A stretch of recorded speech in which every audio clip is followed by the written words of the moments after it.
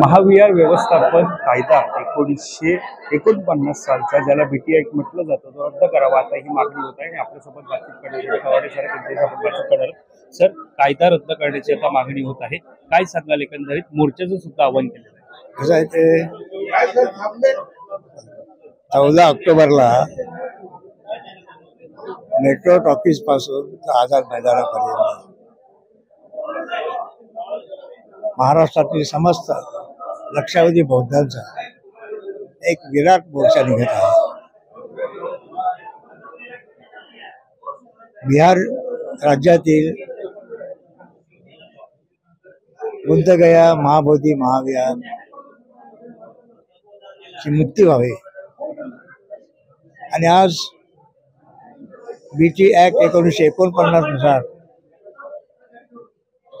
Non Buddhist लोकांच्या ताब्यात जे आहे बिहार, ते भारतीय बौद्धांच्या ताब्यात मिळावं या मागणीसाठी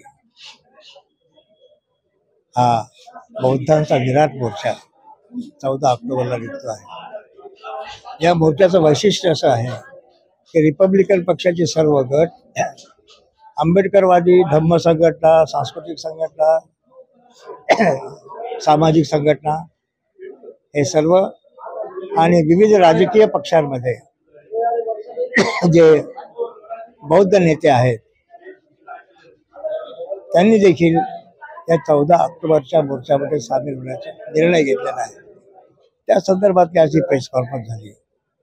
मला असा विश्वास वाटतो की राज्याचे मुख्यमंत्री यांना आम्ही निवेदन देणार 14 तारखेला, आणि अशी विनंती करणार आहोत की मुख्यमंत्र्यांनी दिल्लीला जाऊन देशाचे प्रधानमंत्री नरेंद्रजी मोदी यांची भेट घ्यावी आणि महाराष्ट्रातील बौद्धांची बाजू केंद्र सरकारकडे मांडावी, अशी विनंती आम्ही त्यांना करणार आहोत. कारण काय की देशामध्ये जेवढे काही बौद्ध आहेत त्यामध्ये 80% बौद्ध हे महाराष्ट्रामधील आहे.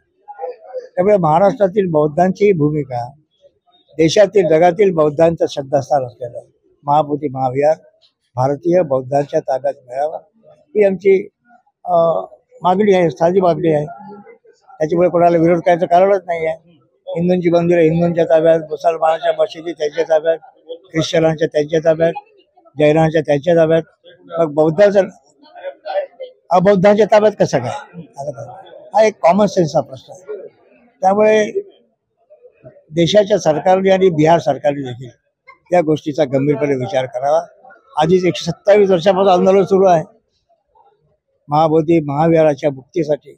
त्याचं जे विद्रुपीकरण सुरू आहे, त्याचं जे ब्राह्मणीकरण सुरू आहे, ते थांबलं पाहिजे आणि शुद्ध बुद्धाचा विचार, धम्माचा विचार, करुणा, मैत्री, बंधुत्वाचा विचार हा जगामध्ये पोहोचवणारा भगवान बुद्धाचा विचार आहे. याची मुक्ती होणं अत्यंत आवश्यक आहे.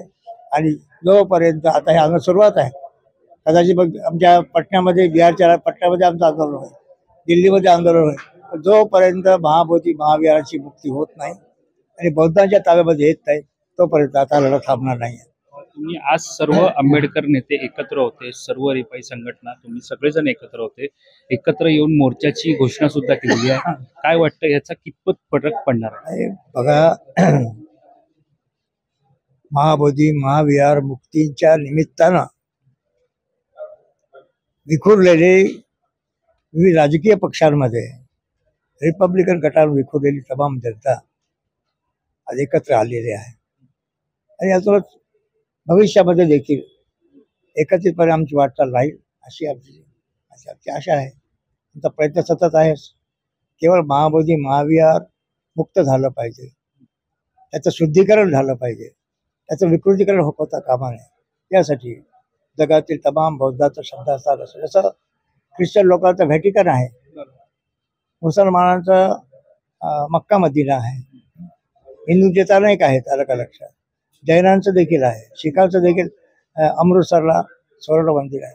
त्याप्रमाणे बौद्धांचं एकमात्र जगातील ठिकाण आहे, ते बौद्धांना मिळावं ही आमची न्यायपूर्ण मागणी आहे. त्याचा निकाल लागावा आणि बौद्धांच्या ताब्यात महाबोधी महाविहार मिळावं ही आमची मागणी आहे. तुम्ही आता म्हणताना सांगितलं की मुख्यमंत्र्यांना पत्र देऊ, मात्र या सगळ्यामध्ये मुख्यमंत्र्यांना आमचा प्रतिनिधी मंडळ 14 तारखेला भेटेल, निवेदन त्यांना देईल आणि विनंती करेल की आपण दिल्लीमध्ये देशाचे प्रधानमंत्री नरेंद्र मोदींना त्यांची भेट करवून द्यावी, चर्चा घडवून आणावी आणि आमची भूमिका, भारतीय बौद्धांची भूमिका त्यांच्यापर्यंत मांडावी, ही आमची एक पण हे जर अमान्य झाल्यास तुमची भूमिका आक्रमक राहणार. नाही ते आहेत ना. मी आता काय सांगितलं की जोपर्यंत बुद्धगयेचं महाविहार मुक्त होत नाही, नॉन बुद्धिस्ट लोकांच्या ताब्यातून मुक्त होत आहे, तोपर्यंत आंदोलन 127 वर्ष झालेत ना या आंदोलनाला, मुक्तीच्या आंदोलनाला 127 वर्ष झाले. अनागारिक धम्मपालजीने आंदोलन सुरू केलं, अजून सुरूच आहे. त्यामुळे जोपर्यंत मुक्त होत नाही तोपर्यंत हा लढा काही थांबणार नाही. आमच्याशी बातचीत केलं सर. धन्यवाद. कॅमेरा पर्सन अजय सर, वैभव पाटील, मुंबई.